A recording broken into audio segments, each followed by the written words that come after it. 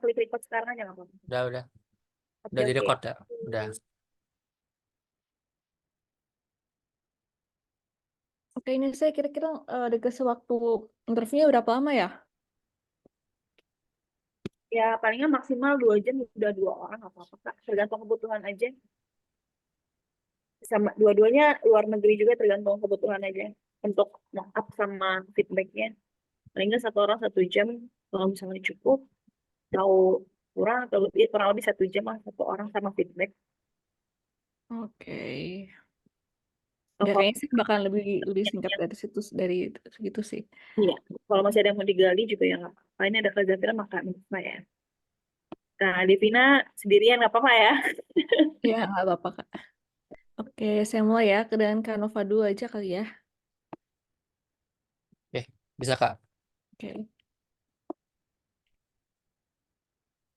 oke. Mulai start. Udah. Oke, halo Canova, sebelumnya saya ucapkan selamat yang telah sampai ke tahap seleksi substansi LPDP. Berikutnya kita akan masak mock-up interview. Mock-up interview ini akan dibuat semirip, akan saya usahakan untuk merepresentasikan interview yang sebenarnya saya jalani. Saya usahakan seakurat mungkin gitu. Oke, sebelumnya Kak, mungkin Kakak pakai HP atau laptop? Saya memakai laptop, Bu. Kayak ya. Nanti bisa diputarkah laptopnya Bisa. 3 derajat? Sekarang, Bu. Ya. Ya, baik, Bu. Oke. Oke, terima kasih. Ya udah kita mulai interviewnya aja ya sekarang. Baik, Bu. Karena tujuan kampusnya ke luar negeri, Sarah tidak keberatan ya kalau misalnya diwawancarinya dalam bahasa Inggris. Ya, Bu. Silakan, Bu. Oke, kami wawancara dalam bahasa Inggris ya. Oke, halo, sorry, beda interviewer. Halo Nova Andriana. Halo, Uh, ma'am. yeah, you're applying to Leiden University, National University of Singapore, and Cornell University. Yes, Uh, I am. yeah, um, in a, mm, before we start, could you please introduce yourself and please also add one short introductory sentence that encapsulates your vision for your vision for your study and the reason why you applied for LPDP for LPDP. Yes. Yes, please go on. Good night, ma'am. My name is Nova Andriana, and I'm from Muter, which is the destination for culture for Jamu. I'm from the city of Jamu in Sukoharjo, and because I'm from the city of Sukoharjo, I am near to culture of Java, and I pursued my bachelor degree at the local literature in Java in Indonesia University. And I want to pursue my master degree at the Leiden University in Southeast Asian Studies, in majoring in study in Java Java geographies. And I want to applying to this scholarship, LPDP scholarship, to become this Jamu Go International from Muter to international, man. Thank you. Okay. Why did you put the National University of Singapore as your second choice and Cornell University as your third choice?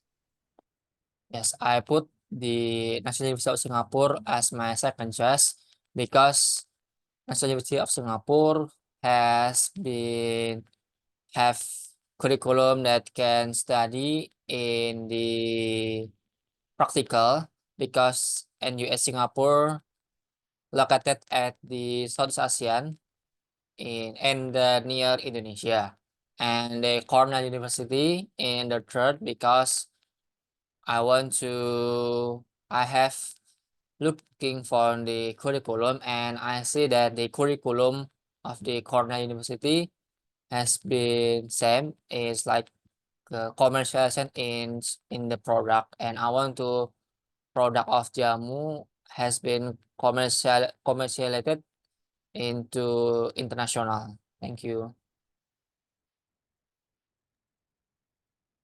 All right, so this Master of Southeast Asian Studies program that you chose from those three universities, how knowledgeable are you of them? Like, for example, there are Southeast Asian studies that focuses on geopolitical aspects of those regions, on the international relations aspect, on the public policy of those regions. In your case, it is Southeast Asian studies, but there are also programs that focuses more on the social, cultural, historical dimensions of those regions.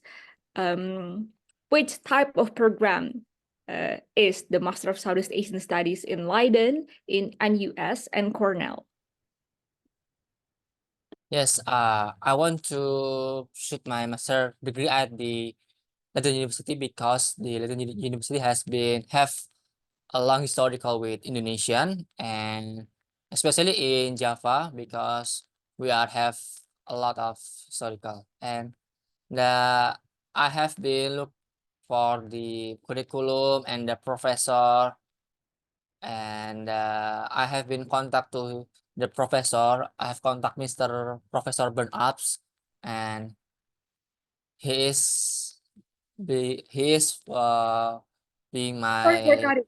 Sorry what? for cutting you. Sorry. Sorry for cutting you, but I need to stop you there. Let me clarify. My question is, what kind of Master of Southeast Asian Studies program are you applying to? Will those courses that you pick, that you elect, focus on the social cultural aspects or the geopolitical economic aspects of the region of your choice? Okay, I choose the curriculum because there's a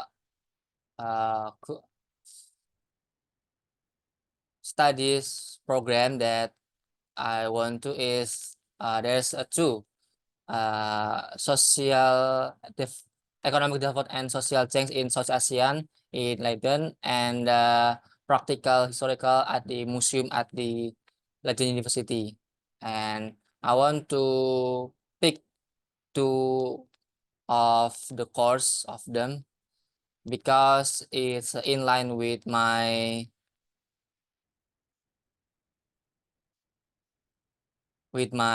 generosity in. I'm sorry, can I explain it in bahasa? Thank you. Yeah, you can. So I want to clarify that the question is apakah terkait mata kuliahnya Bu atau terkait profesornya atau bagaimana Bu? Mohon maaf. Oh, terkait programnya. Kan program berbasis kawasan, Hmm. misalnya yang hmm, misalnya di Oxford, ada yang di Cornell atau yang di Leiden, kan beda-beda tipenya. Mungkin ada yang lebih fokus ke geopolitikalnya, ada yang juga yang lebih fokus ke socio-cultural, historical aspeknya. Jadi ada dua tipe of regional studies, regional program. Program-programnya seperti interdisipliner dan tematik, berbasiskan satu kawasan aja. Nah, program yang kamu pilih ini kan tiga-tiganya regional studies kan ya. Mereka tuh tipe yang seperti apa? Baik Bu.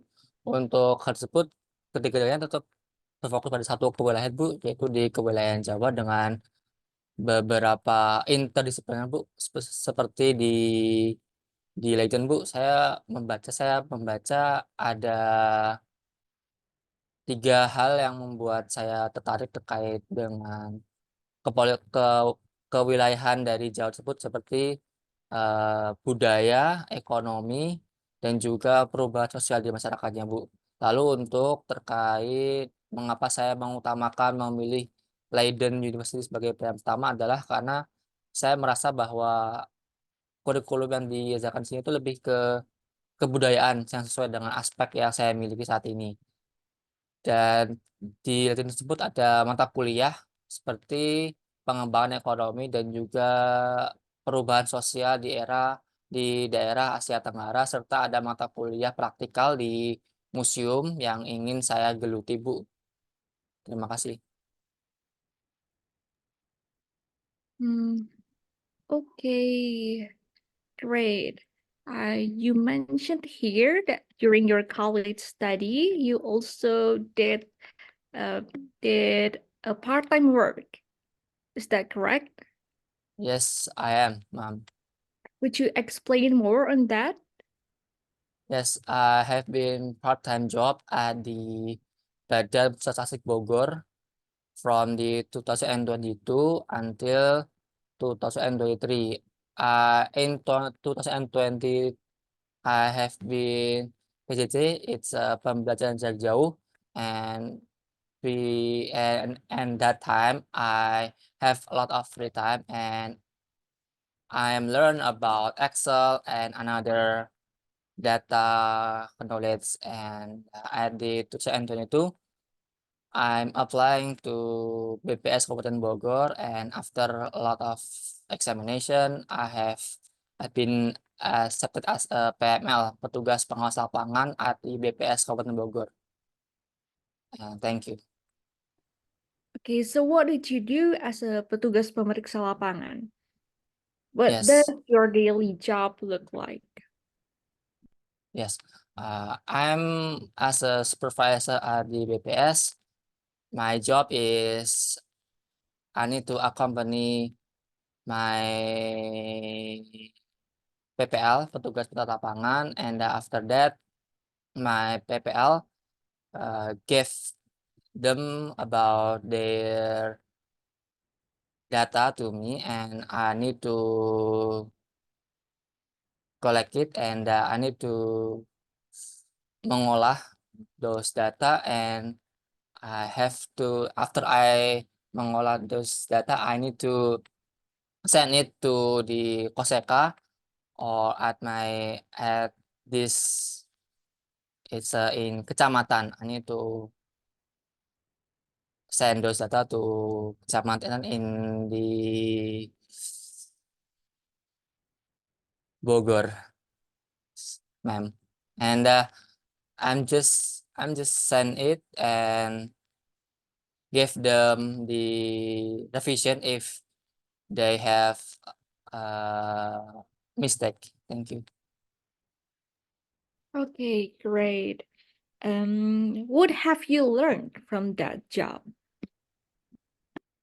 I'm learn about the teamwork, and as a team, I need to know about the condition of my PPL team, and I need to work.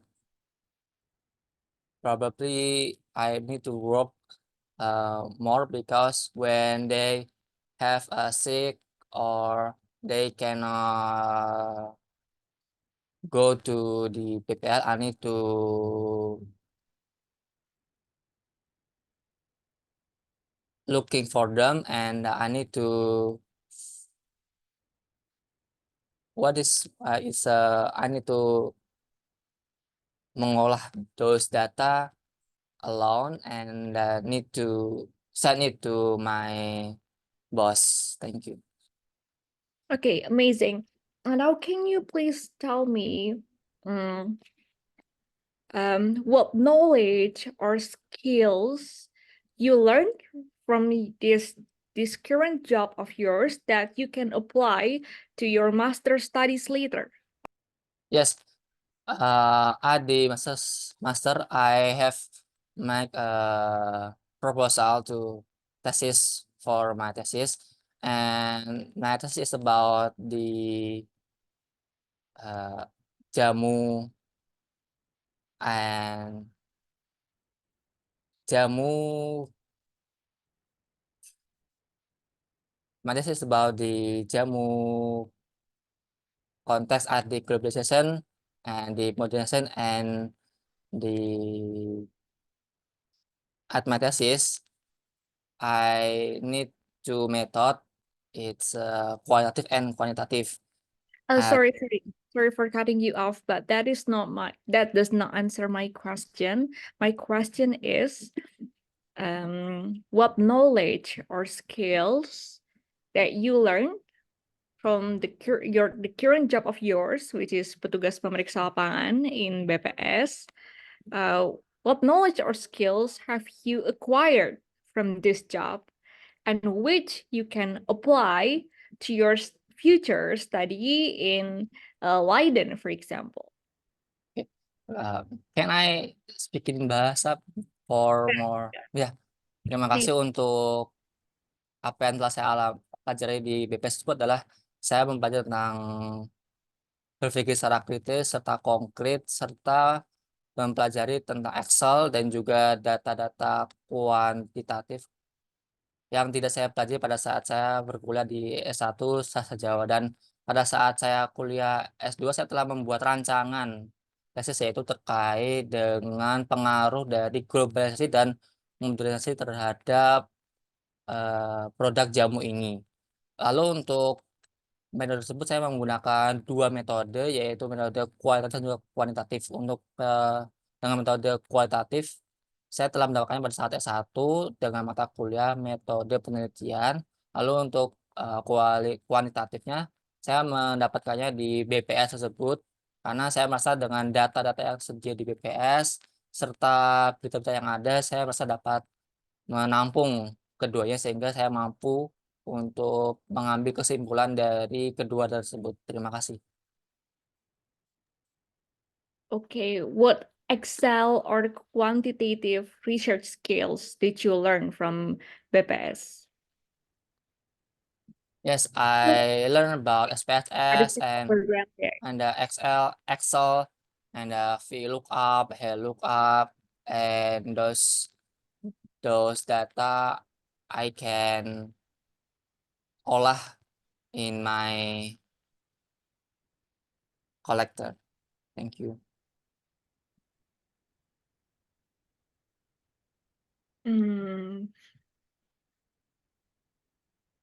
I see.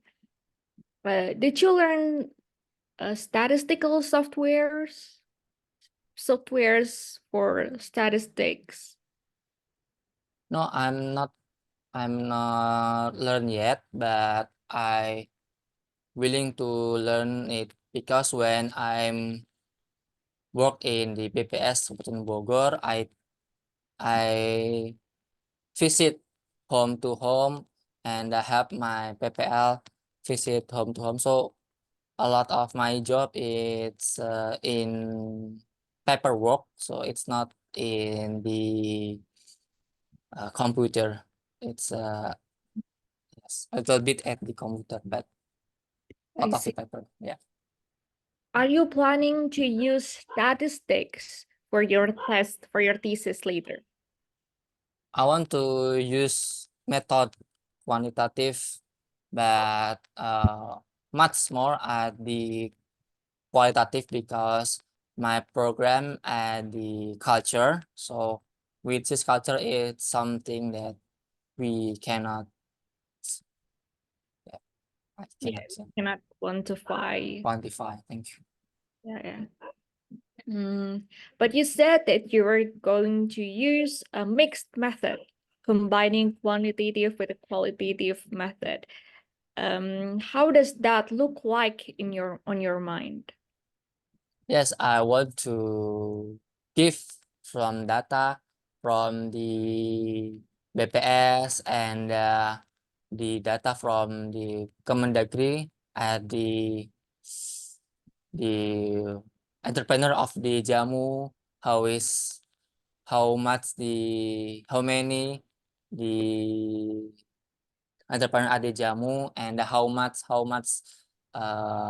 rempah-rempah that we have at the Indonesia, and the potential economic of the jamu for Indonesia. Thank you. I see. Mm, what do you have in you right now that convince you that you're going to succeed at the university of your choice or be able to finish your thesis project on time? What is it? What do you have currently in you? It may be knowledge, it may be skills, like whatever. Please. I'm willing to pursue and finish my study at the Leiden University at the Southeastern Studies in Jammu, because when I was in child and I grow up, I live here in Muter. It's a city of Jammu, and at the bachelor degree, I pursued my degree at the Sastra Jawa at the local literature and culture of Java, especially in Jammu. And because I am originally from Muter, city of Jammu, and I have been accepted as the Bidik Misi scholarship. And at the Bidik Misi scholarship, they say that we need to finish our study at 4 years, and I succeeded. I am commitment finish my study for 4 years. So I think when I accepted as a awardee of LPDP, I can finish my master degree in 2 years. Thank you. Great. I see that you do not have any research experience other than your undergraduate thesis during your college years. Could you explain why is that? Yes, because when I pursued my bachelor degree, I have been doing a job such as a BPS Kabupaten Bogor, and I'm joining di UKM Resimen Mahasiswa Bina Makara Universitas Indonesia, and I have a lot of sosial pengabdian masyarakat Pengmas. I have doing at the Rumah Sakit UI Universitas Indonesia to vaksin, and at the Hotel Media for vaksin AstraZeneca, and I'm doing for the Lebak, at the longsor at the Lebak, and the newest is in the Cianjur. There is a earthquake at Cianjur, and I help them to recover. And I don't know. I think it's one of the three Tridharma Perguruan Tinggi at pengabdian. Thank you. Right, yeah, exactly. I see. So, could you explain more on what quantitative skills did you learn during your job in BPS? Could you One. elaborate more on that?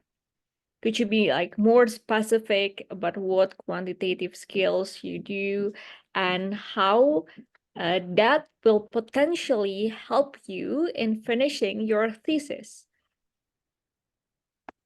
Yeah, thank you. From my job at the BPS Kabupaten Bogor, I much more think about the knowledge about the thing logically, and about the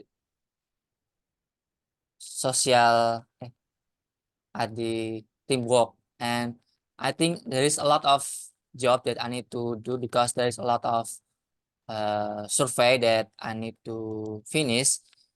And at first I think I feel tired, but when I have finished, I have commitment to finish it.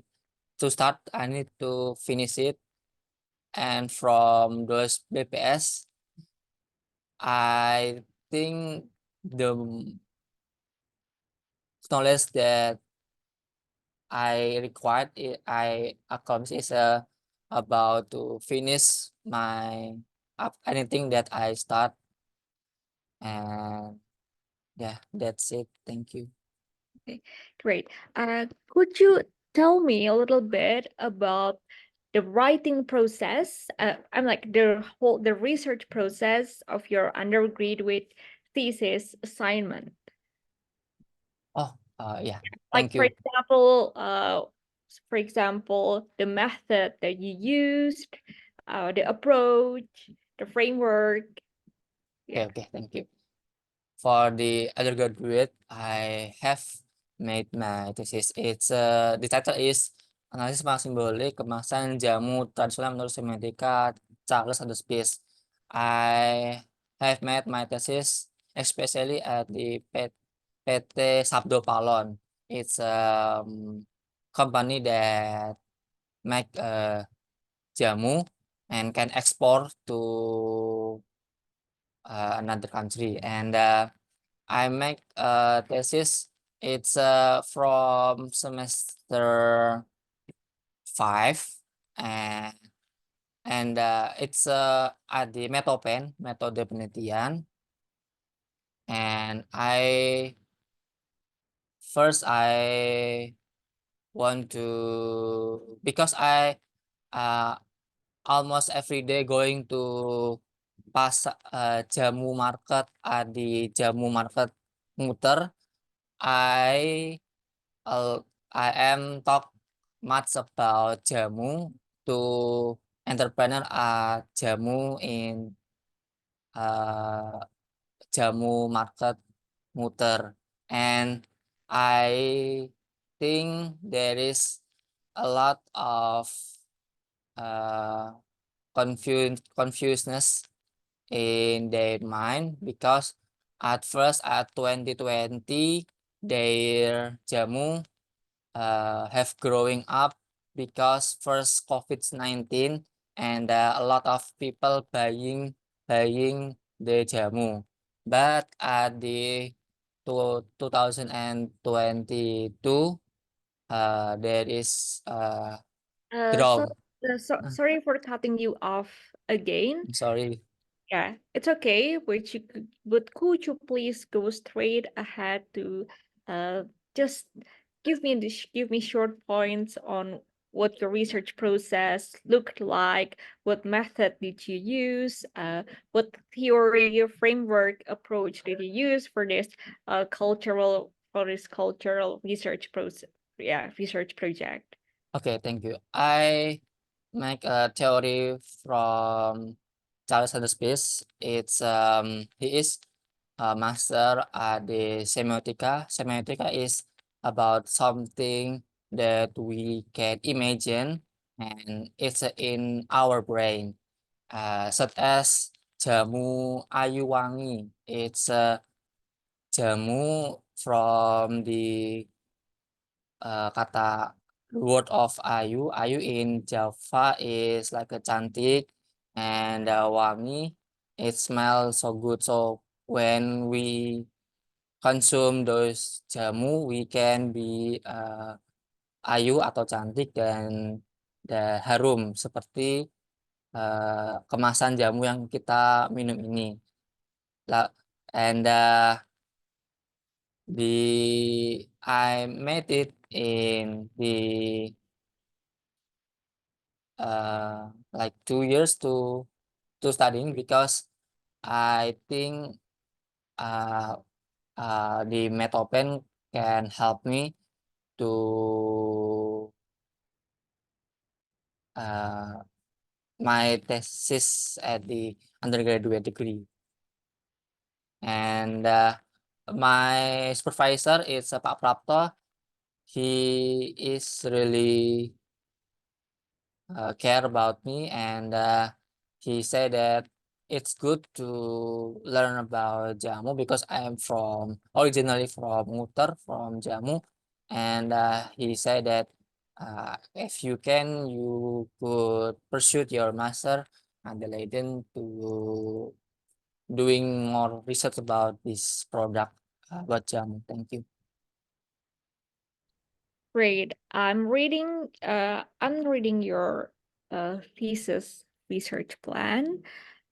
And don't you think that the research scope is a little bit too large to be feasible? Have you consulted your potential thesis advisor on the scope of this research project? Uh, Have you consulted Oh, your potential thesis advisor on the scope of your thesis proposal? Because I think the scope of this research is a little bit too large for a cultural study. yes, I've been contact to Mr. Prof. Ben Apps, and he is not answer my email until now. But I have a friend. His name is Laurentius Joel Fabian. He is my senior at the FIBUI, and now he is studying at the Leiden University, same as mine. It's South Asian Studies, and he said that about my research is it's good, and it's interdisciplinary. So uh, my goal is I want to make this jamu muter globally, so this jamu can help economic and culture of people in Muter. That's my goal, and that's why I choose to learn in social science studies in Java, not in literature at the Java at the Leiden, because my goal is to make jamu muter globally, and I think it can be done by me. Thank you. I see. Considering that this is an interdisciplinary research, I believe you must have already understood well that you're going to have to read very widely. You do not only have to read about the history of Jamu, for example, or gathering primary data on the history of Jamu and like whatever. You also have to read literature of international relations, anthropology, international anthropology, international sociology, economics. You're gonna have to read a lot. How much do you think you're ready for that? I'm really ready. I'm 100% ready because I have done it at the 2020. I have been learn about data, and I work at the Pesantren Bogor, and after done all of that, I can finish it. So I think I can finish my a lot of reading, economic or political or social change. I can read all of them. Thank you. I see. What reading strategy do you have to help you manage an abundance of literature?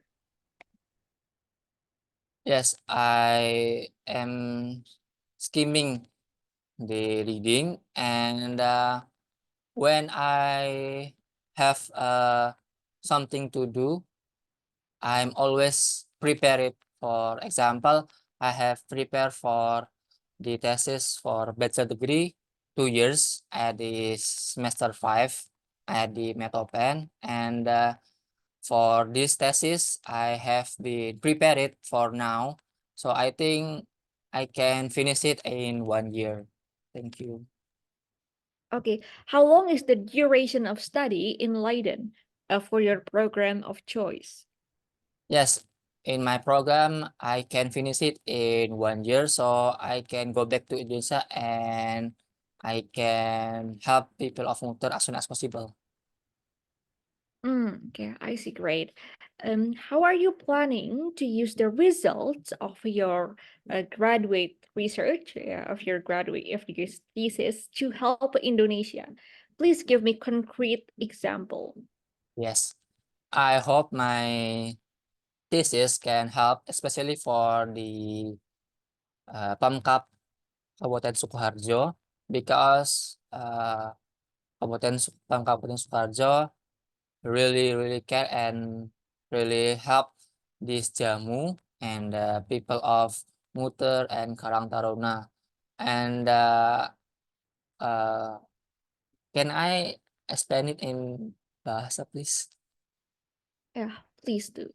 Ya, saya berharap dengan hasil saya nanti saya dapat membuat sebuah rujukan serta nasihat, terutama untuk pemerintah Kabupaten Sukoharjo untuk terkait jamu ini, karena pemerintah Kabupaten Sukoharjo memang sangat mendukung terkait jamu ini. Dibuktikan dengan adanya operasi atau kegiatan minum jamu setiap hari Jumat oleh para PNS di Kabupaten Sukoharjo. Dan juga untuk pemerintah Indonesia, karena saat ini untuk jamu ini juga bekerja sama dengan BPOM, yaitu Badan Pangan, Obat dan Makanan, dan bahkan BPOM pun juga telah mengadakan program Prioritas Pembangunan Nasional terkait obat herbal ini. Jadi nantinya untuk hal tersebut diharapkan dapat ada sinergi antara Pemkab Kabupaten Sukoharjo dengan BPOM dan juga Kecamatan Muter, serta yang paling utama adalah Karang Taruna yang nantinya akan saya bantu untuk sasaran terkait jamu ini. Terima kasih. I see. Maybe one last question. My last question is, from your essay, it seems like your thesis proposal, your thesis research plan will somewhat require you to travel back to Indonesia and conduct interview, like, gathering primary data from people in Muter. Yeah. Right. Did you really plan to go to Leiden for like a few months? And considering that the duration of your study is only 1 year, you're gonna have to travel back to Indonesia, collect data there, and then travel back again to Leiden. Yeah. Yeah, thank you for the question, Miss. And as I mentioned before, I have been planning my thesis from beginning, and I think I have collect my data at the bachelor degree, and I am originally from Muter, and I have been see with my eyes about the condition about jamu in Muter, and I think it's 1 year. There is uh, a little bit about the changes, and for the wawancara, I can make it as the phone, and I can and my family can help me about my final exam. It's a thesis, and I think it's enough because I have a lot of friends and in Muter, and I have friend he is a chief of Karang Taruna, and I have a friend, her name is Sumani. She is a chief of Kojai Koperasi Jamu Indonesia Sukoharjo. She said that she can help me, and I have a friend from the Sabdo Palon, and he want to help me, and I have a lot of friends about this topic about jamu. Thank you. Okay. That's gonna be my last question. This is the end of your interview. Thank you for your cooperation during the past 45 minutes. I wish you good luck and all the best for these interview results. Thank you. Thank you, Miss. Oke, Mas Nova. Halo, Mas. Ya, jadi Halo. gimana perasaannya, Mas, sesudah mock up? Kaget saya. Oh, karena ditanya pakai bahasa Inggris ya? Iya, karena saya itu. Iya, Oh, kalau pas zaman saya tuh kebetulan yang kampus tujuan luar negeri ditanya pakai bahasa Inggris semua. Ya, kampusnya tujuan bahasa Indonesia, tanya dalam bahasa Indonesia. Tapi nggak selalu juga sih. Nah, itu kayak sekali lagi sangat tergantung sama interviewer. Nanti kan kalian bakal dibagi-bagi ke dalam kelompok-kelompok interview yang beda-beda kan. Nah, tiap kelompok akan punya interviewernya sendiri-sendiri. Kebetulan interviewer aku kayak gitu. Jadi saya sarankan sih emang baiknya Mas coba latihan ya interviewnya pakai bahasa Inggris. Caranya maksudnya gampang aja. Pasti ya pertanyaan-pertanyaan basic ya. Mas siapin jawaban pertanyaannya dalam bahasa Inggris gitu terus itu dilatih. Terus gitu. Tapi oke, selain masalah bahasa, gimana pendapat Mas atau perasaan Mas ya. Kalau saya tadi? pribadi sih, eh, apakah tadi udah menjawab ya, Bro? Terkait pertanyaan kali saya ada beberapa pertanyaan yang sampai di sela 2 kali saya berarti belum mampu buat atau Iya, iya. Gini, udah mungkin saya masuk ke assessment-nya aja ya, karena kita udah cuman punya sisa 10 menit lagi ya, karena satu orang 1 jam. Tadi wawancara yang 45 menit, karena ya anggap aja kan yang wawancara 3 orang, 1 orang anggap aja 15 menit gitu ya, jadi 45 menit.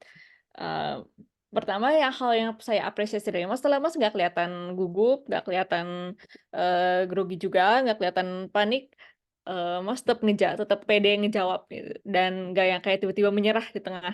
Walaupun ada momennya di mana Mas kayak, "Udah sorry boleh ngomongnya pakai bahasa Indonesia aja nggak?" Kayak, eee, ya nggak apa-apa, seenggaknya Mas nggak jadi kayak, "Aduh, maaf ya, aduh," jadi diem, jadi brain freeze gitu, nggak. Kayak Mas masih berusaha dengan minta kompromi ke interviewer-nya. Aku nggak tahu apakah ini akan diterima oleh semua interviewer juga atau enggak, tapi bukan itu poinnya, poinnya adalah kayaknya Mas punya resilience gitu dan nggak langsung menyerah, dan itu baik dan itu bagus. Saya nggak tahu sih pengalaman wawancara, mmm, yang lain ada kayak gitu juga nggak, tapi kayak itu nggak usah dipikirin lah. Saya yakin kalau Mas latihan jawab pakai bahasa Inggris tuh juga pasti nanti bakal aman-aman aja gitu. Jadi yang pertama itu ya, yang sangat saya apresiasi, kepedeannya dan Mas juga ngebawa positive vibes, Mas menunjukkan bahwa, oh ya ini Mas kayak semangat dengan studinya dan sebenarnya pas saya baca esainya juga Mas kelihatannya siap ya, kayak udah ngontak si calon advisor, terus kayak tahu really well Leiden tuh seperti apa dan kayak itu cocok sama sama studi yang mau Mas ambil. Background-nya juga sebenarnya oke, cocok banget lah Mas yang dari latar belakangnya, apa namanya, keluarga yang, bergelut di bidang jamu, terus kuliahnya bahas jamu juga, terus mau menjadi pegiat jamu di Muter, dan lalu Mas juga kalau dari essay ya, kayak knowing well ini, bagaimana menjualnya ke pemerintah Indonesia. Jadi sebenarnya kalau saya rasa ya, kalau saya interviewer, saya terima Mas di paper itu kayak sebenarnya udah oke, itu. Jadi ya overall starting point itu sebenarnya baik. Hanya mungkin kalau ada saya bisa memberikan saran, mungkin kekagetan Mas kelihatan dari kayak kurang konsen. Kayak misalnya waktu saya tanya, eh, se ya kadang saya harus tanya 2 atau 3 kali. Saya agak bingung juga sih apakah ini karena bahasa Inggris saya yang kurang jelas, tapi nanti pas interview kita nggak bisa nyalahin interviewer ya, jangan nyalahin interviewer. Harus yang kalau bisa ya, sekali ditanyain, Mas jawab dengan jawaban yang setepat mungkin. Dan kalau bisa ya sekali aja mereka tanyanya. Tapi kalau misalnya emang bingung nggak apa-apa Mas tanya aja, "Could you please clarify?" Gitu dengan sopan dan dengan percaya diri. Hanya mungkin ya pertama saran saya adalah kalau misalnya pewawancaranya ngomong, mungkin khususnya kalau dalam bahasa Inggris ya, coba ya benar-benar diikutin, disimak, oh ini, keyword-nya apa dan dia mengharapkan saya untuk jawabnya ke arah mana. Kalau misalnya saya waktu itu kan ada tanya tentang apa yang, what knowledge or skills did you acquire from your current profession in BPS and how are you going to implement them to your future studies? Mas malah jawabnya ke di BPS ngapain aja kerjanya gitu. Sedangkan anak pertanyaan saya yang kedua yaitu gimana itu ilmu-ilmu dari BPS Mas bisa terapkan nggak ke kuliah nanti gitu kan pertanyaan kayak ini kan tujuannya untuk mengetahui sesiap apa sih kandidat ini gitu. Eh, se- apakah apakah dia emang beneran beneran bisa lulus gitu atau enggak atau dia kayak udah cuma modal nekat aja gitu kan jadi kan hanya untuk digali-gali kan. Jadi mestinya diharapkan untuk bisa nangkep ke arah apa ya kira-kira apa sih yang diinginkan oleh si interviewer ini lalu yang ngejawab kebutuhannya. Nah, kebutuhannya kan untuk diyakinkan Mas emang belajar, emang udah punya skills yang dibutuhkan untuk itu. Jadi makanya tadi setelah berapa kali kita gali-gali lagi, oh ya Mas ngubungin, oh ya saya bakalan pakai mixed method, bakal ada kuantitatifnya, kualitatifnya. Kuantitatifnya nanti ngumpulin data perekonomian dari Kemendagri, Kementerian Ekonomi untuk mendukung riset Mas yang ini. Oh ya oke ya berarti eh, belajar tentang kuantitatif dan kayak Excel dari BPS itu baru masuk. Jadi kayak, oh ya ini akan pengalaman kerja di BPS itu eh, sesuatu yang berharga buat Mas dan bisa dijadikan modal untuk melanjutkan studi di Leiden. Tapi itu sesuatu yang saya formulasikan sendiri jadinya kan. Bukan sesuatu yang kayak, padahal kan bukan yang diharapkannya juga sih. Ya kalau bisa sih, kalau mau bagus, Mas langsung sajiin gini kayak, saya apa yang kau pelajari dari dari kerja di BPS? Oh saya tadi sehari-hari ngumpulin sekian ribu data dari sekian ratus data dari sekian ratus responden dalam waktu 6 bulan gitu misalnya. Ya ini saya ngarang-ngarang aja ya, tapi kalau bisa Mas bikin kuantifikasinya gitu loh. Dalam setahun Mas kerja di BPS itu Mas sudah ngumpulin berapa ribu data gitu misalnya. Dan kolom datanya apa aja dari sekian banyak variabel. Itu kan jumlah yang besar gitu kan, dan terus Mas ngolah itu pakai apa? Pakai Excel-nya kah? Pakai Excel-nya diapain gitu misalnya. Mas bikin jadi tabel-tabel tertentu dengan sistem tertentu pun itu juga sesuatu yang bisa dijual, yang bisa diceritakan. Terus setelah Mas ceritain itu, Mas bilang bahwa pengalaman kerja di BPS ini meyakinkan saya bahwa saya mampu kok memanajemen data dalam jumlah yang banyak. Nah, kalau saya mampu manajemen data dalam jumlah yang banyak, saya juga mampu manajemen data berupa informasi atau literatur dalam jumlah yang juga banyak gitu. Dan ini memberikan saya juga kepercayaan diri yang lebih untuk memakai bukan hanya materi kualitatif tapi juga materi kuantitatif untuk menunjang riset saya nanti. Ya, Mas bisa bilang kayak gitu. Pertama karena riset saya akan melibatkan perekonomian, aspek perekonomian juga. Ya, Mas bisa bikin kayak gitulah. Terus salah satu concern saya yang lain, pertama kan tadi itu kurang konsentrasi. Kedua, jawabannya seringkali kurang konkret. Ya, kurang memberikan bukti yang konkret, bukti yang nyata.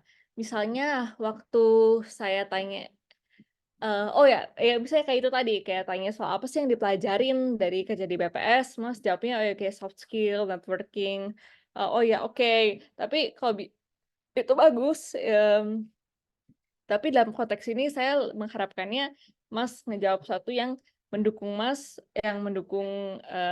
argumentasi Mas bahwa Mas layak untuk kuliah di Leiden. Terus oh ya tambahan lagi yang kalau waktu ditanya tolong ceritain soal research process undergraduate thesis, Mas malah lebih jawabnya ke latar belakangnya gitu.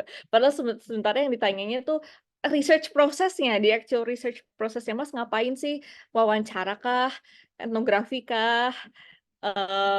Literature apa ya, desk research kah? Atau apa gitu. Jadi sesuatu yang ya kurang concern sama kurang konkret ini kayak ya nyambung. Kadang ada yang mungkin ada pertanyaan yang Mas diminta memberikan jawaban yang abstrak kayak apa sih yang paling berharga buat hidup Mas? Kenapa sih tertarik meneliti jamu? Tapi bisa juga ada pertanyaan yang emang mintanya hal-hal yang konkret.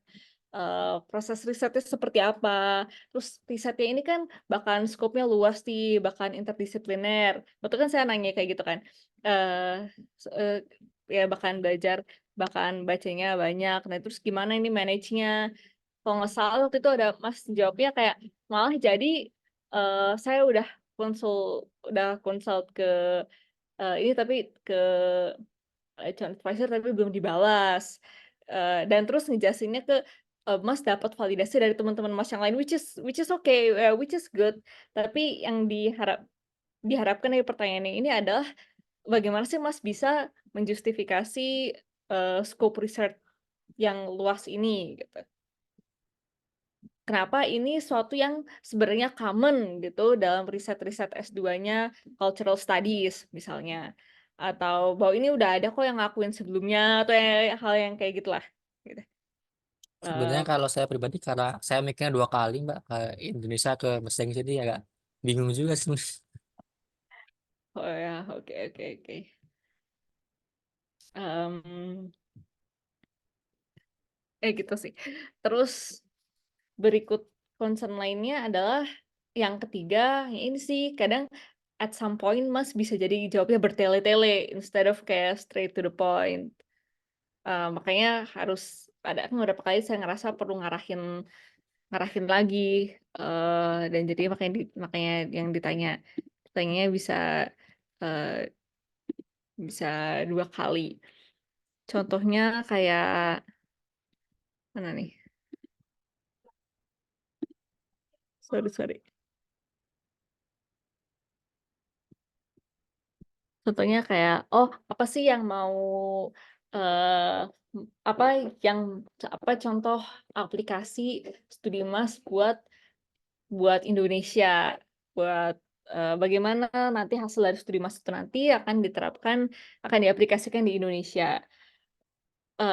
Itu saya nggak ingat jawabannya apa, tapi pokoknya saya nggak merasa jawaban itu terjawab. Yang saya harapkan adalah misalnya dengan studi Mas ini bisa dijadikan, I don't know, policy brief. Ini bisa dimasukkan ke dalam konten Instagram, misalnya untuk mempromosikan budaya minum jamu ke pemuda Indonesia yang bukan hanya di kalangan Muter atau daerah asal Mas, tapi juga di daerah-daerah ibu kota atau daerah metropolis gitu misalnya. Atau nanti habis ini Mas akan bisa berjejaring dengan orang-orang di Leiden untuk mempromosikan studi jamu yang lebih mendalam gitu. Atau nanti Mas hubungkan dengan ketahanan pangan atau dengan perekonomian Indonesia diusahakan ini menjadi satu komoditas yang bisa diekspor atau semacamnya gitu. Jadi jawabannya to the point. Saya untuk kedepannya mengharapkan Mas mungkin bisa berusaha latihan untuk menjawab dengan cara lebih to the point, mengurangi bertele-telenya. Bukannya bertele-telenya itu nggak pengen saya dengar atau gimana ya. Saya merasa cerita Mas menarik sih. Dan saya pengen tahu juga lebih banyak tentang studi jamu ini. Tapi nggak semuanya sedang saya tanyakan gitu ya. Kan kita lagi latihan untuk menjawabnya to the point dan nanti pas wawancara tuh interviewer kan juga dikasih time limit. Mereka mungkin mereka mungkin lagi dalam mood yang tidak baik atau gimana, terus mereka tiba-tiba kayak, "Aduh bete dengerin ini orang, jawabannya ke mana-mana," gitu, terus takutnya itu ngefek ke skor Mas, I mean kayak saya nggak mendoakan seperti itu tentu aja, tapi kalau kita bisa jawab to the point, kenapa enggak gitu ya. Jadi jawabnya to the point, terus coba berlatih kasih jawaban yang konkret, kasih examples, ada evidence yang bisa divisualisasikan, misalnya mengabdi kepada Indonesia, apa ya, eee mempopulerkan jamu itu kedengeran kurang konkret eee, dibanding dibandingkan menyediakan policy brief, meningkatkan publikasi dan aksesibilitas studi jamu di universitas di Indonesia, serta di kajian-kajian, Indonesia di jurnal-jurnal luar negeri gitu misalnya, kan lebih tervisualisasi aksesibilitas studi jamu kan dibandingkan mempopulerkan, "Hah, gimana Mas mempopulerkan?" Gitu. Tapi kalau misalnya Mas mempopulerkan dalam cara, menuliskan lebih banyak, menyumbangkan lebih banyak publikasi penelitian jamu luar negeri, mmm atau berjejaring dengan orang-orang studi antropologi makanan lainnya yang mungkin sedang mengerjakan hal yang sama untuk makanan-makanan lain, jenis-jenis pangan lain di Indonesia, membentuk suatu jaringan peduli makanan tradisional Indonesia gitu kan akan lebih kayak lebih lebih oh ya oke, this man got a plan gitu. Terus berikutnya yang terakhir ya coba lebih konsentrasi aja sih. Tapi kayaknya tadi karena faktor kaget juga kali ya. Saya percaya ya ini kan mungkin ini exercise pertama kali ya. Nanti saya yakin di exercise kedua pas Mas juga udah coba nyusun-nyusun pertanyaan, terus nyusun hypothetical answers-nya juga, pasti Mas aman. Insya Allah. Pasti akan bagus gitu. Sekian Mas. Oke, makasih Mbak Devina. Oke, berikutnya Kak Zafira. Ya Kak, halo. Oke, ini langsung dimulai aja kali Kak. Oke Kak, boleh. Oke. Oke, good night. Um, Zafira Ayusti Abrar. Before we start, could you please give us a self-introduction and please add a sentence that encapsulates the reason why you applied for LPDP scholarship and your intended contribution plan when you have returned to Indonesia. Right. Good evening, ma'am. Thank you for this opportunity. I am Zafira Ayusti Abrar, so you can call me Zafira. I was graduated from Universitas Gadjah Mada with a bachelor's degree in psychology in 2019. I previously had worked as psychologist assistant, a town scouter, and also a freelance recruiter. But since 2021, I am working as a human resources officer in the Ministry of the Foreign Affairs of the Republic of Indonesia. As a matter of fact, I applied for this scholarship without an LOA, but gratefully, in the 14th of February, I have already received my unconditional offer from King's College London in organizational psychiatry and psychology programs, where I intend to study and gain knowledge on and use it to solve employees' mental well-being issues in the Ministry of Foreign Affairs. Thank you.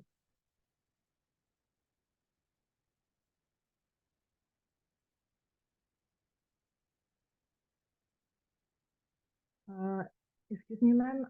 I think you Oh yeah. unmuted. Oh yeah, sorry.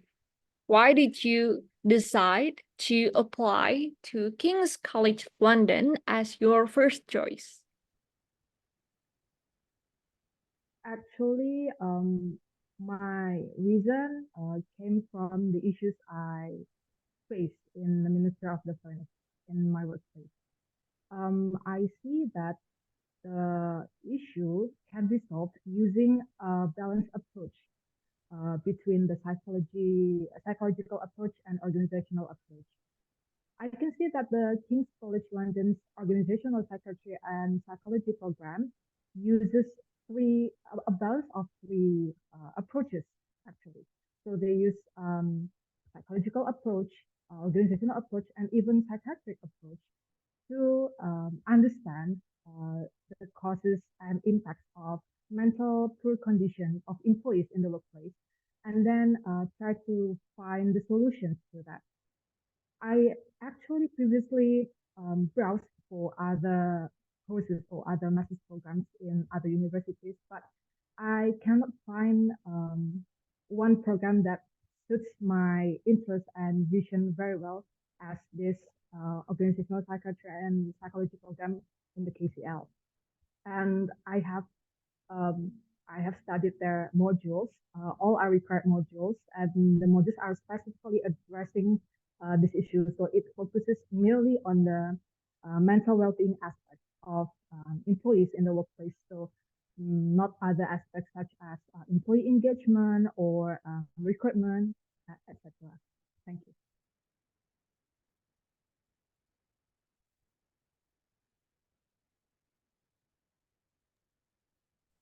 right. So will this program at King's College London be thesis-based or course-based? It is a postgraduate thought program, so it is you might say it is a coursework program or thought program. Okay, so it does not require the writing of thesis, no.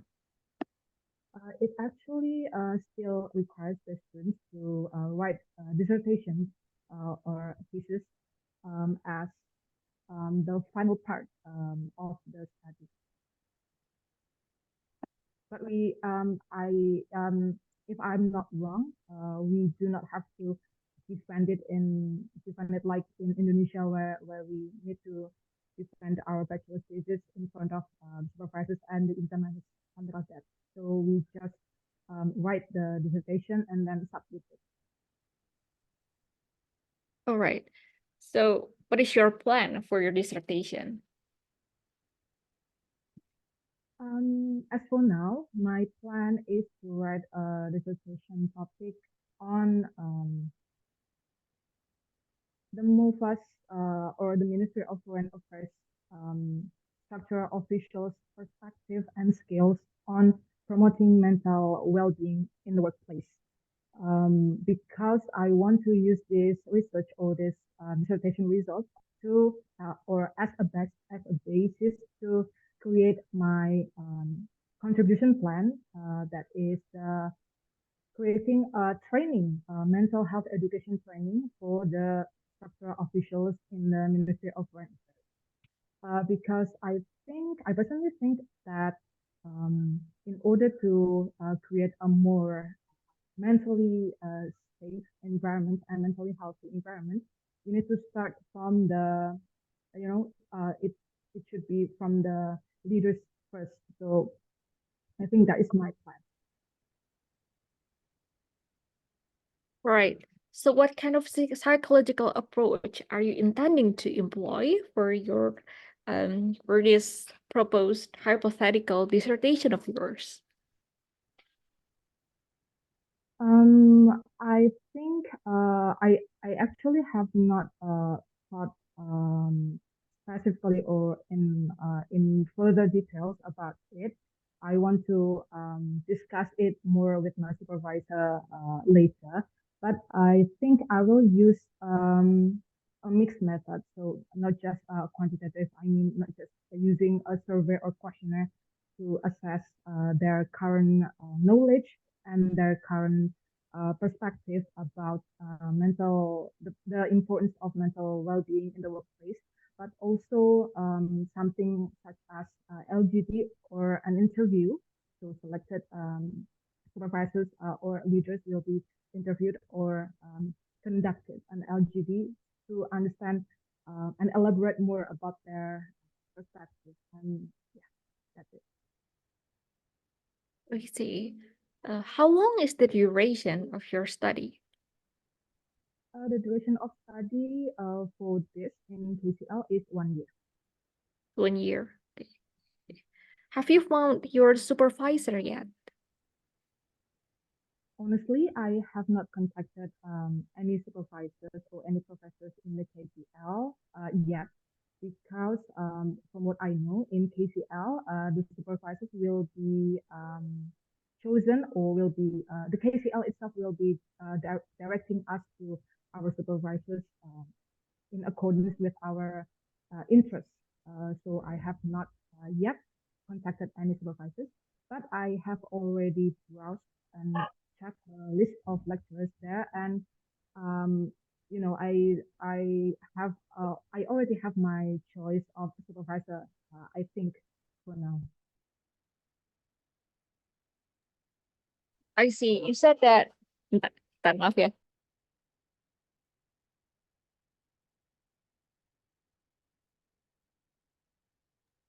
Oh yeah.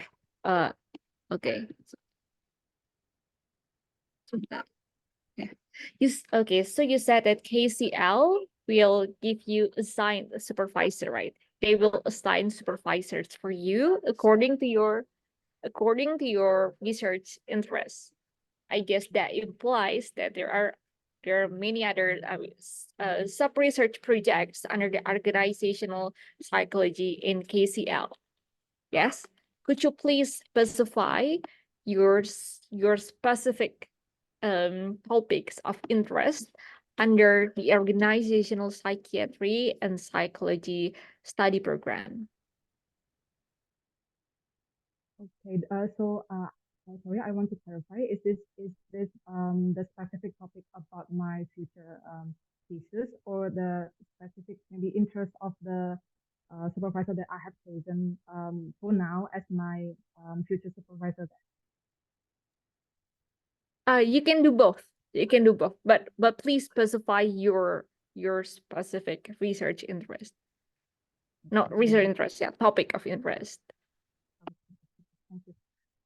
Actually, my specific interest in this program for organizational psychiatry and psychology is about the education, or the education on and promotion of mental well-being, because from what I see in my current workplace, people I know that people know that mental well-being is something important and that they should pay attention to that.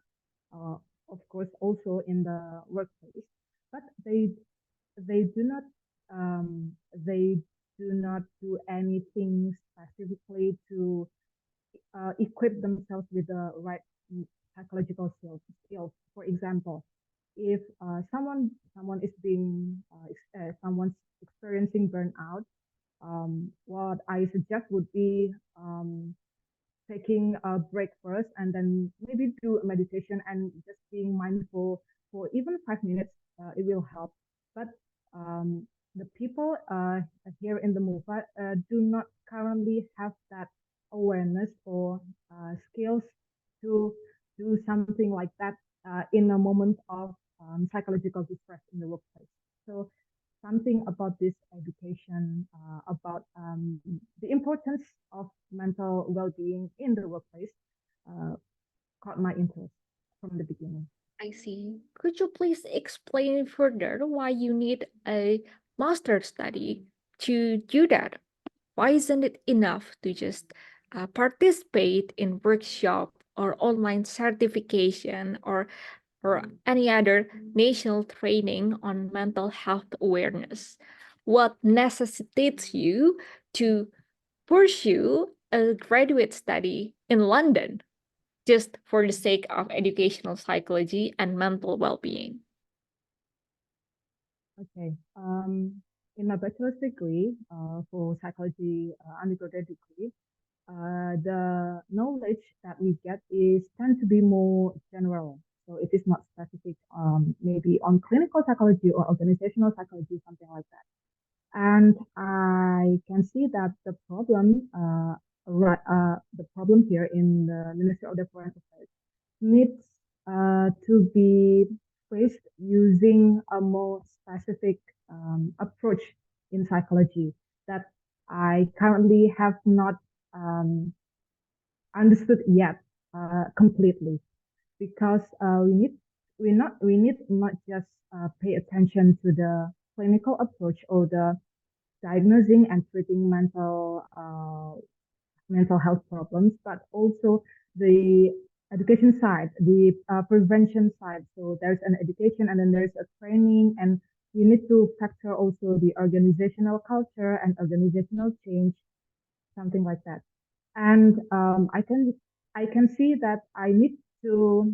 I actually previously have work experience as a psychologist assistant, but I think it lean more towards clinical psychology. So my mindset, as a result, tends to see mental health problems and mental well-being from an individual mindset. So I see it for each employee's. I see that as each employee's problem, but I know that this issue in the MOFA needs also to be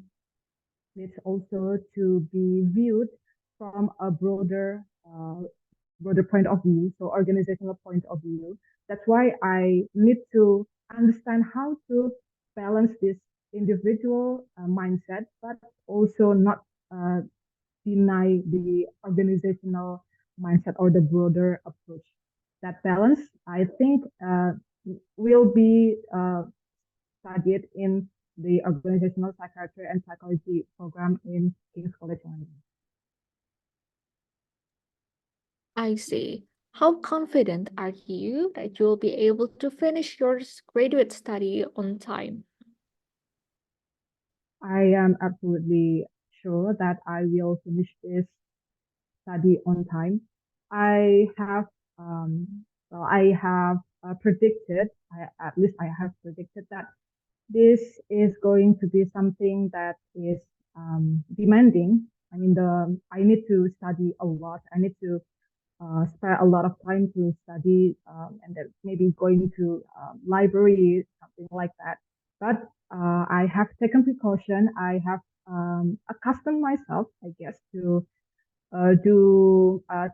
face that condition. For example, now I am working from 8 o'clock to 5 p.m., 8 a.m. to 5 p.m. or sometimes 6 p.m. But I can manage to spare a lot, at least 1 hour in the morning and 1 hour in the evening to study and prepare myself for this interview, for example, and for reading materials about mental well-being, journal articles, something like that. And I think by that by that work that I have done, and also the things that I handle at my current workplace. I mean, we handle a lot of pressure here. There are a lot of unexpected things happening, usually in the MOFA, and I am used to deal with uncertainty and unexpected things. I think I will be able to finish my study on time in KCI.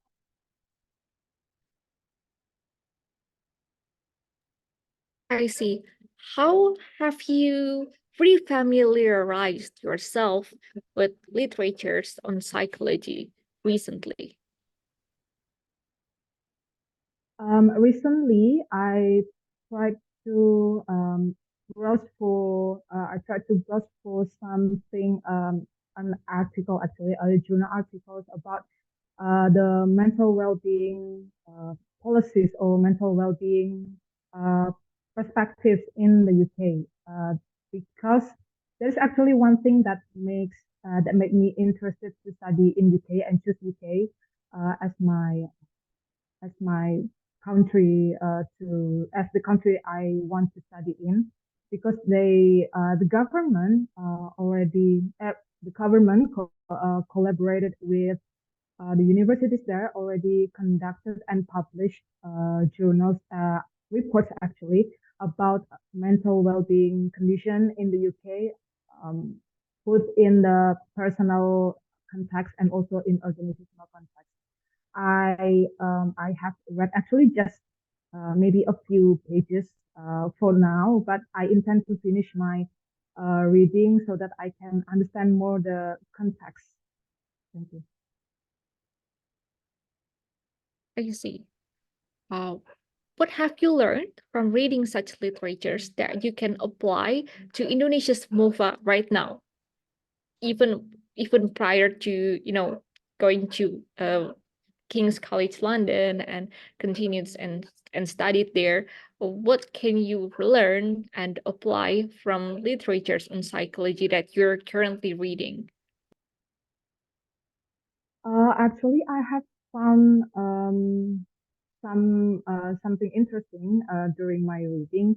I learned that actually the we cannot just focus on the employees that currently have mental health problems, and perhaps diagnosed as uh, suffering from mental health problems. But you need to also pay attention to those who actually are in the middle. So not mentally healthy, can't be categorized as mentally healthy, but can yet be categorized as mentally suffering, something like that. And the people, I remember that the research results in the UK, I forgot the exact number, but I remember the percentage is about 70% of people, of employees are in that in between categories. So they are not really mentally healthy, but they are not really mentally suffering. And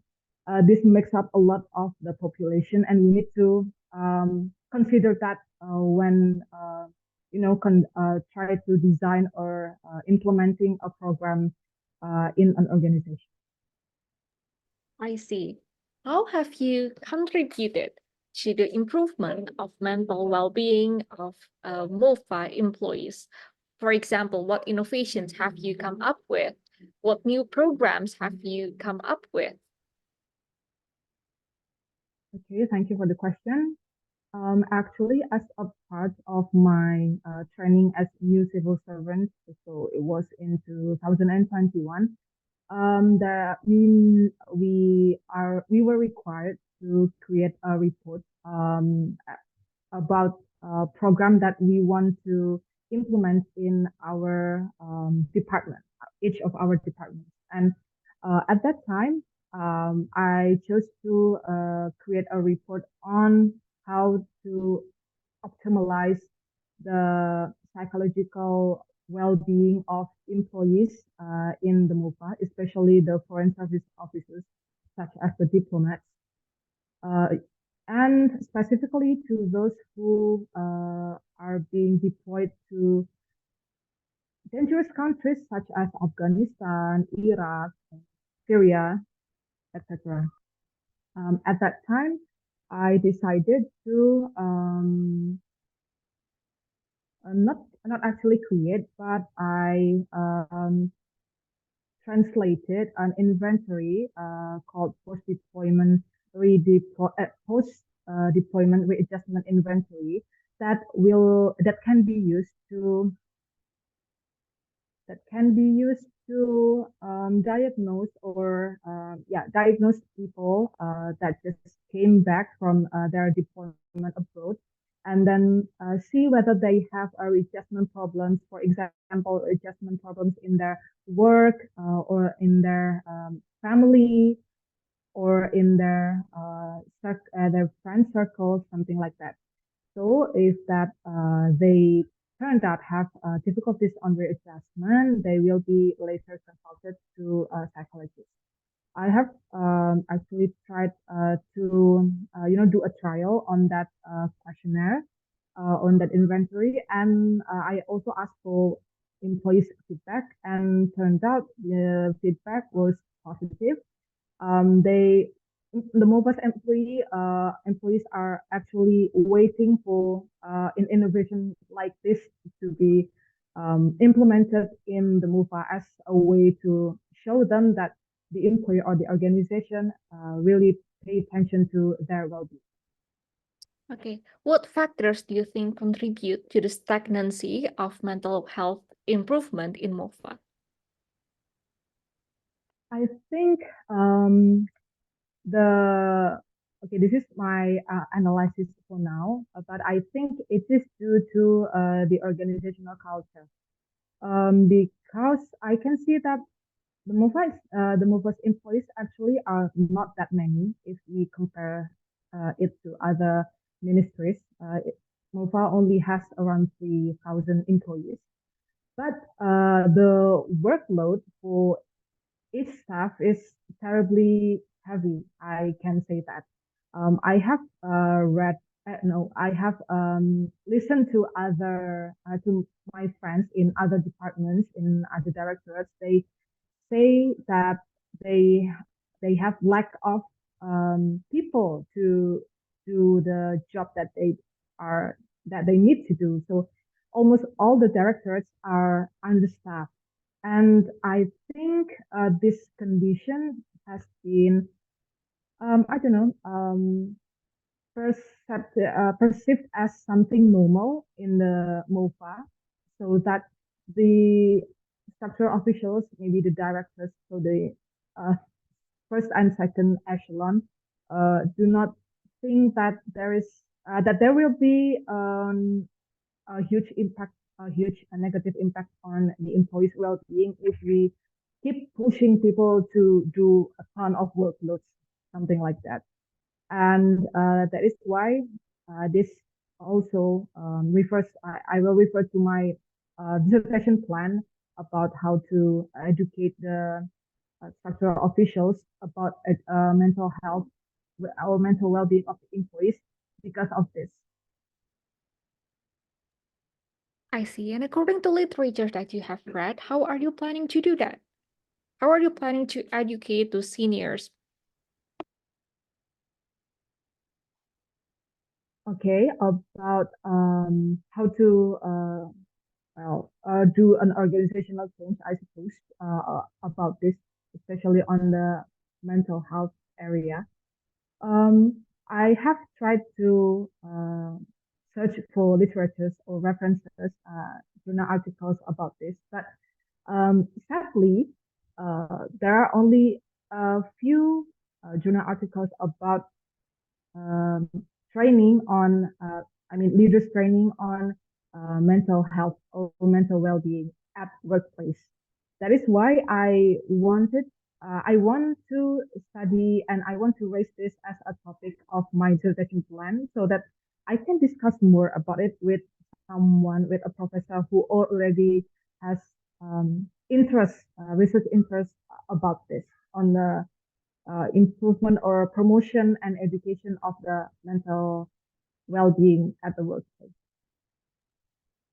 I see. If the problem lies to some extent in organizational culture, then how could you gain permission or permission support legitimacy from your from senior officials in MOFA that mental health awareness is something that they should take note of, that it is something they should take care of if the problem lies in organizational culture, because that implies that these seniors, they do not really regard mental health as an important issue. Then if that is their assumption, how could you convince them at the very first place to make more socializations or programs focusing on the promotion of mental well-being and prevention of mental illness?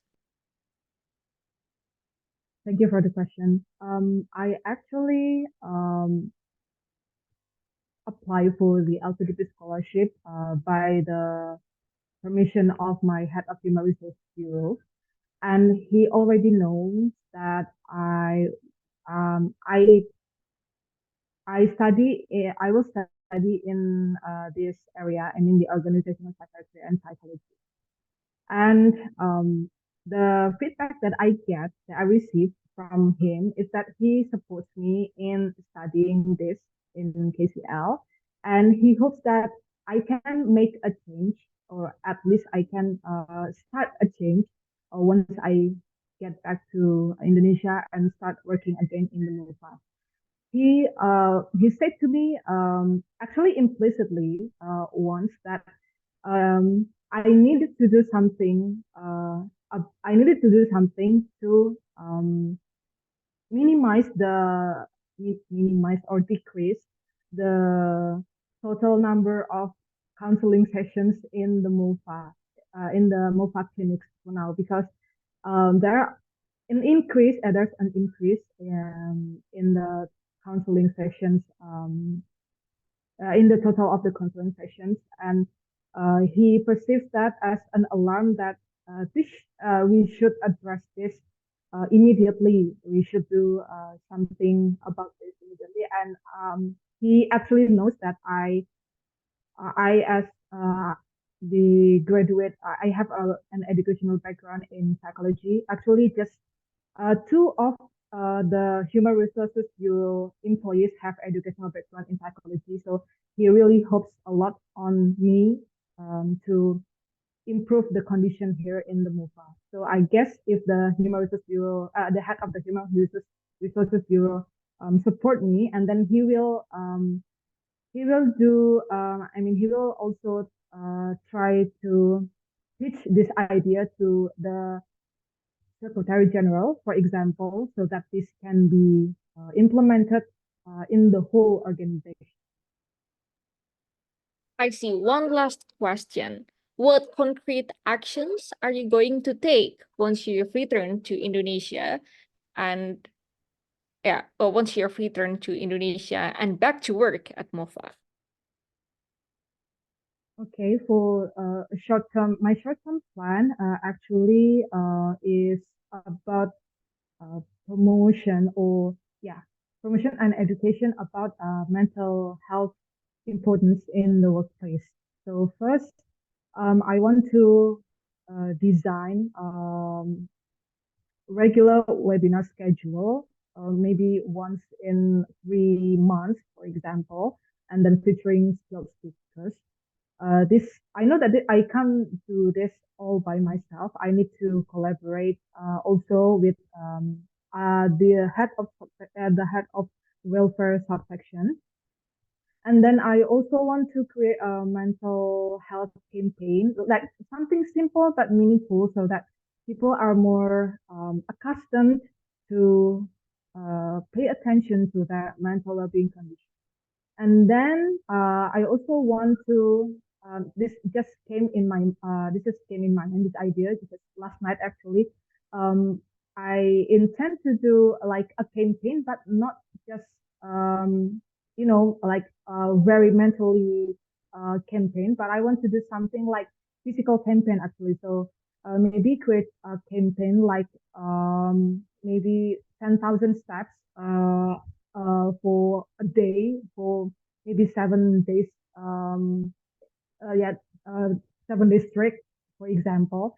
And then if people can complete that challenge, they will receive, I don't know, a present or a gift, something like that. And this is because I just realized that mental well-being actually has association with physical well-being. And I also happen to know that people in MUFA are, I don't know, they currently do not cannot be categorized as healthy people physically because they tend to sit more during the day.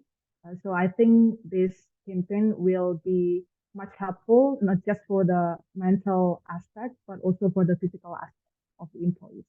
Thank you.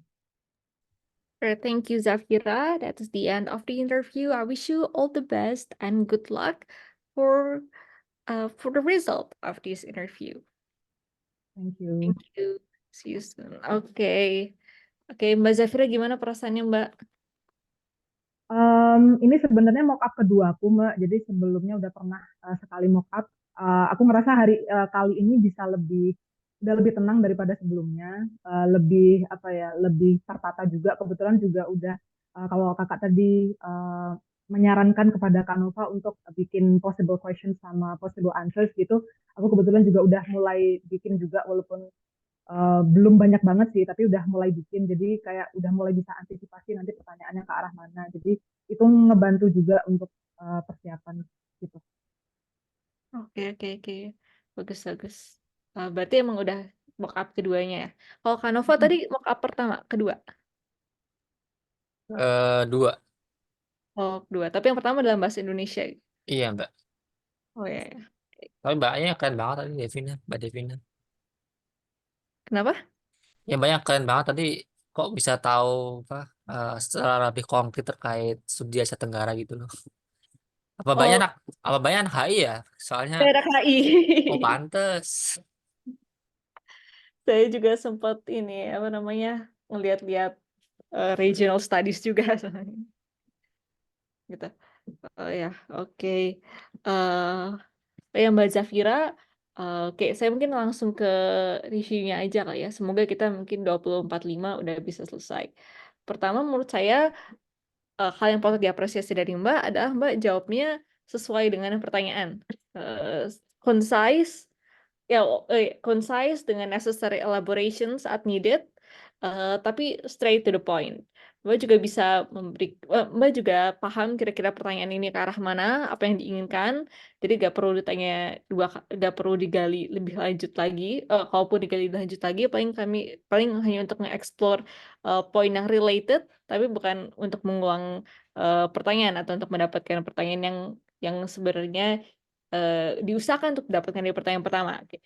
Terus Mbak juga bisa memberikan bukti yang konkret saat diminta. Saat misalnya ditanya program apa yang mau dibuat, oh ya jelas gitu, webinar gitu ya. Oke, kebayang gitu webinar apa. Terus gimana caranya gimana caranya mendapatkan legitimasi, atau kalau misalnya gimana caranya meyakinkan bahwa mental health awareness ini memang sesuatu yang noteworthy di WOFA. Mbak nyebutinnya udah dapat izin restu dari atasan, nanti atasan yang pitch idenya, dan dari situ Mbak bisa itu bisa landing credibility buat Mbak. Oh ya oke gitu, jadi kayak it makes sense, jadi obrolannya bisa lebih tektok gitu. Dan overall jadi apa ya, jadi wawancara yang more or less enjoyable. Saya harapnya bukan hanya enjoyable ke interviewernya juga, tapi enjoyable ke Mbak. Terus ya saya answering to the point, terus konkret juga. Ya Mbak jawabannya juga elaborationnya as necessary gitu, kayak sepanjang yang dibutuhkan. Dan menurut saya itu beberapa kualitas-kualitas yang perlu dipertahankan gitu ya. Kalau bisa ya Mbak pas tahu aja, jangan gitu, kita jangan cepat puas, kita jangan cepat puas, Mbak. Kalau bisa latihan lagi aja terus untuk mantapkan, karena seringkali kalau kita mau interview kayak oke, tapi takutnya di hari interviewnya nggak selancar ini, tapi kayak sejauh ini kayak ini oke. Hanya kalau misalnya saya boleh ngasih feedback tambahan, pertama hal yang menurut saya agak kalau bisa sih saya sarankan jangan tuh, mungkin Mbak bisa taruh perhatian lebih ke cara Mbak present diri Mbak saat interview. Uh, saya nggak tahu apakah Mbak sadar ini atau enggak, atau mungkin Mbak udah pernah ngerekam diri Mbak saat interview, tapi rasanya kelihatan tegang dan kelihatan tidak approachable, tidak begitu ramah kesannya.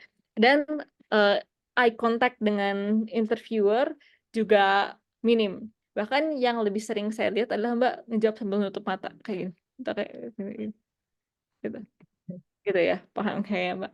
Eh, Sebenarnya ini bukan berarti saya bilang bahwa apa namanya, manner itu mengalahkan matter, atau ya presentation itu mengalahkan substance, ya bukan itu juga yang saya bilang.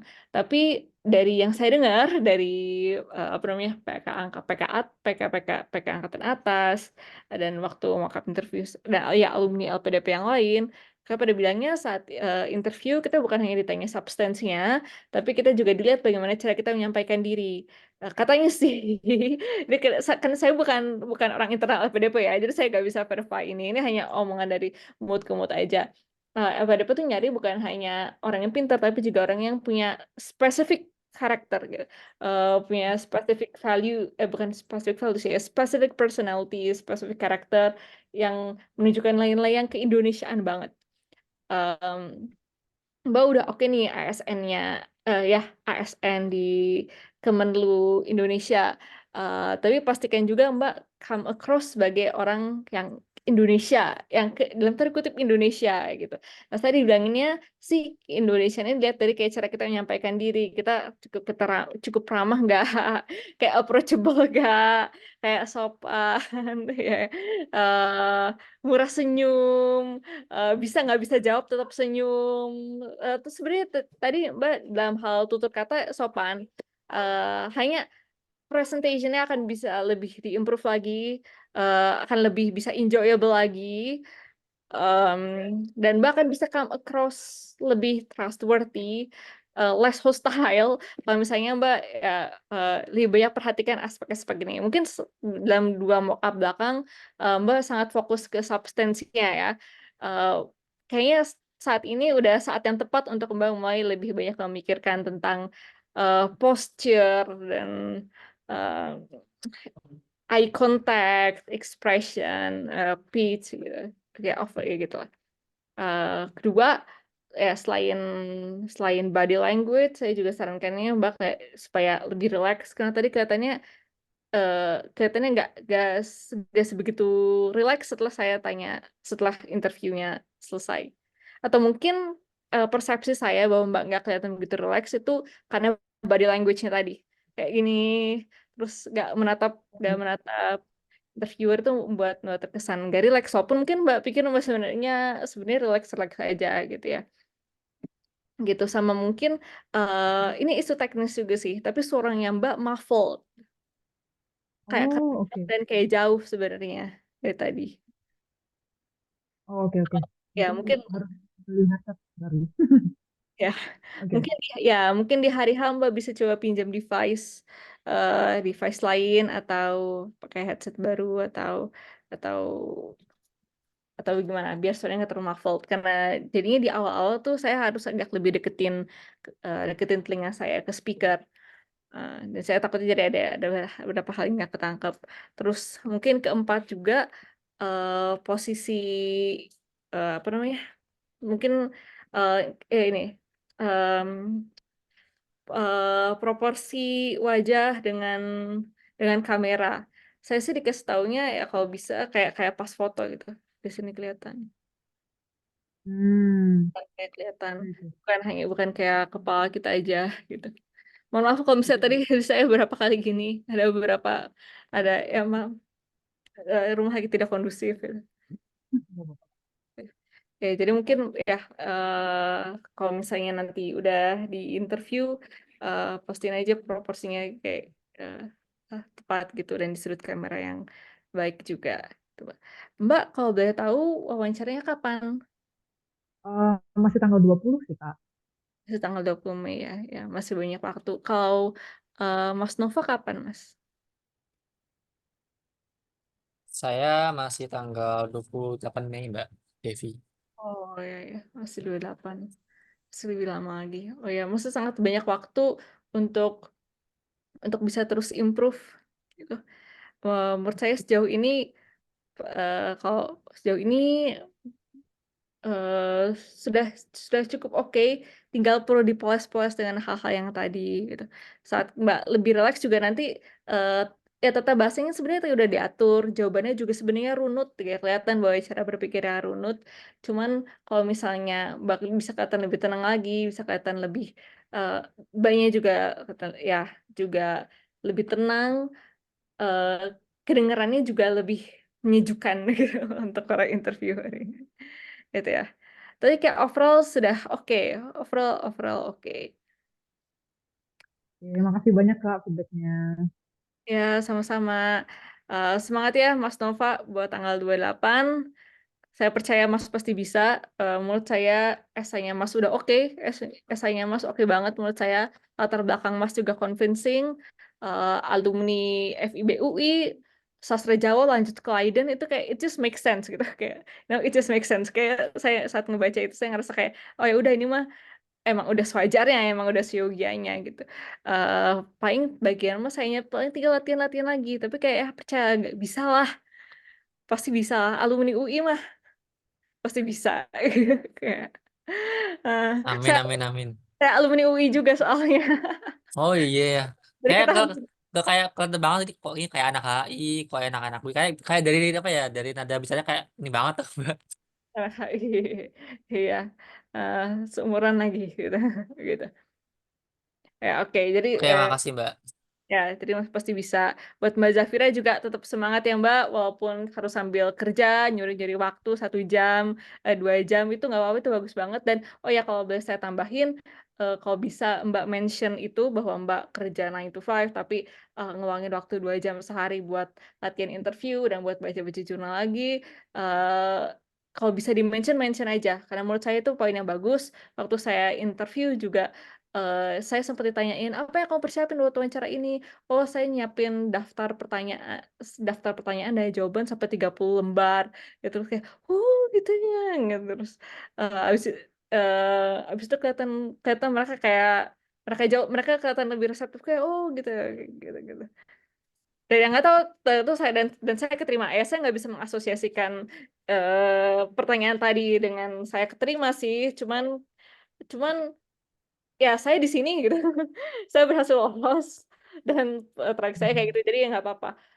Ya seenggaknya itu menunjukkan bahwa Mbak kerja keras dan bahwa tantangan Mbak juga bukan hanya sekedar wawancara ini aja, tapi kayak yang Mbak imply tadi, Mbak akan bisa manage waktu dengan baik di sana karena sekarang aja sama di Indonesia masih kerja 9 to 5, Mbak udah bisa manajemen waktu dengan baik. Apalagi mestinya di sana juga gitu. Jadi oke oke. Semangat ya Mas Nova, Mbak Zafira. All the best. Makasih Mbak Devina. Semoga menyusul PK berikutnya. Wah, amin banget tuh. Oke, kita leave room ya. Okay.